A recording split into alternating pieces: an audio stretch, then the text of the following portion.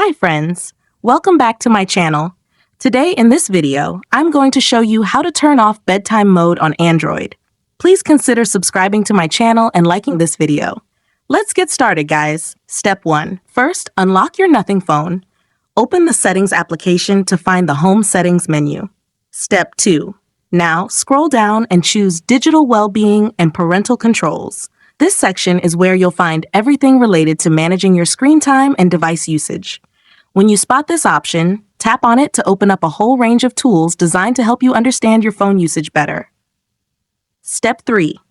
Next, scroll down to locate the bedtime mode option. Tap on it. Unfortunately, this is turned on.